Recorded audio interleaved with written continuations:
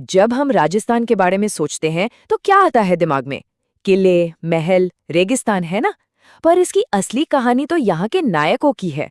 वो नायक जिन्हें लोग पूजते हैं, जिन्हें लोग देवता कहते हैं। तो चलिए आज इन्हीं की वीर गाथा में उतरते हैं। और हमारी ये सारी पड़ताल, इसका आधार क्या है ये देखिए।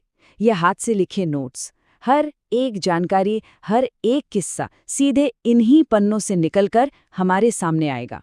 तो चलिए शुरू करते हैं। तो सबसे पहला सवाल तो यही उठता है कि आखिर ये लोक देवता हैं कौन? क्या ये सिर्फ पौराणिक कहानियों के किरदार हैं?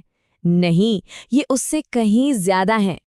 तो देखिए, सबसे जरूरी बात यह है कि ये मिथोलॉजिकल फिगर्स नहीं हैं। ये असल में इतिहास में हुए लोग थे। कोई योद्धा, कोई सरदार, जिन्होंने अपने लोगों के लिए, अपनी जमीन के लिए कुछ ऐसा कर दिखाया, ऐसे बलिदान दिए कि लोगों ने उन्हें पूजना शुरू कर दिया, उन्हें देवता का दर्जा दे दिया। और जब हम राजस्थानी लोक देवताओं की बात करते हैं ना, तो एक नाम सबसे पहले आता है, पंच पीर। ये 5 सबसे सम्मानित लोक देवता हैं। तो क्यों ना शुरुआत इन्हीं से की जाए। ये जो दोहा है ना, ये सीधे हमारे सोर्स नोट से है। ये सिर्फ कुछ शब्द नहीं है, ये वो धुन है जो पीढ़ियों से चली आ रही है और ये बताता है कि इन नायकों की लोगों के दिलों में क्या जगह है। तो इस दोहे में साफ साफ नाम बताए गए हैं, पाबूजी, हड़बूजी, रामदेव जी, मेहाजी मांगल्या और गोगाजी। ये हैं राजस्थान के पंचपीर। अब देखिए, कहानी तो हर एक की गजब है, पर आज हम कुछ खास पीरों पर फोकस करेंगे। तो पंच पीरों में सबसे पहला नाम आता है पाबूजी का, जिन्हें एक महान रक्षक के तौर पर जाना जाता है, खासकर उन लोगों के लिए जिनकी जिंदगी रेगिस्तान से जुड़ी है। उन्हें कई नाम दिए गए हैं और हर नाम के पीछे एक कहानी है। जैसे ऊँटों के देवता, क्यों? क्योंकि माना जाता है कि मारवाड़ में ऊँट सबसे पहले वही लाए थे। फिर प्लेग रक्षक, मतलब बीमारियों से बचाने वाले, और सबसे बढ़कर वचन पालक, अपने वचन के लिए जान तक दे दी थी। अच्छा, अब बात करते हैं रामदेव जी की। उन्हें जो उपाधि मिली है वो है पीरों के पीर। मतलब सोचिए, उनका दर्जा कितना ऊंचा होगा। वो सिर्फ एक योद्धा नहीं थे, बल्कि सामाजिक एकता की एक बहुत बड़ी मिसाल थे। उनके जो प्रतीक हैं वो उनकी सोच को दिखाते हैं। जैसे ये नेजा, जो 5 रंगों का झंडा होता है। उनके मंदिरों में मूर्ति नहीं, बल्कि पगलिये यानी पैरों के निशान पूजे जाते हैं। और सबसे बड़ी बात, उन्होंने मेघवाल समाज की डालीबाई को अपनी धर्म बहन बनाया। उस जमाने में सामाजिक बराबरी का इससे बड़ा संदेश और क्या हो सकता था। चलिए अब एक और महान लोक देवता की कहानी सुनते हैं, तेजा जी की। इनकी कहानी है वचन की, बलिदान की। एक ऐसी कहानी जो सुनकर शायद आप हैरान रह जाएं। तेजा जी को 2 रूपों में देखा जाता है। एक तो काला और बाला का देवता।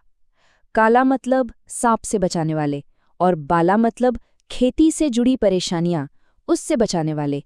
और दूसरी तरफ कृषि उपकारक लोक देवता, मतलब वो जो खेती-बाड़ी में बरकत लाते हैं।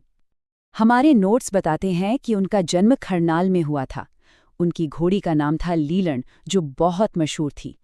कहानी कुछ यूं है कि वो अपनी पत्नी को लेने जा रहे थे और रास्ते में उन्हें एक सांप आग में जलता दिखा। उन्होंने उसे बचा लिया, पर वो सांप गुस्सा हो गया और उन्हें डसना चाहा। तेजा जी ने उसे वचन दिया कि मैं अपना काम पूरा करके लौटूंगा, तब डस लेना। और सोचिए, उन्होंने अपना वचन निभाया, वापस आए और सांप से खुद को डसवाकर अपने प्राण त्याग दिए। तो लिस्ट में अगला बड़ा नाम है गोगा जी का, जिन्हें खास तौर पर सांपों के देवता के रूप में पूजा जाता है। उनकी ताकत का अंदाजा इसी बात से लगा सकते हैं कि महमूद गजनवी जैसा आक्रमणकारी भी उनसे इतना प्रभावित हुआ कि उसने उन्हें जाहर पीर कह दिया। जाहर पीर मतलब साक्षात पीर, अ लिविंग सेंट। ये उनकी वीरता का सबसे बड़ा सबूत है। उनकी शहादत की कहानी 2 जगहों से जुड़ी है। युद्ध में जहां उनका सिर गिरा, वो जगह कहलाई शीर्षमेड़ी, और जहां उनका बाकी शरीर यानी धड़ गिरा, वो जगह बनी धुरमेड़ी। आज ये दोनों ही बहुत बड़े तीर्थ स्थल हैं।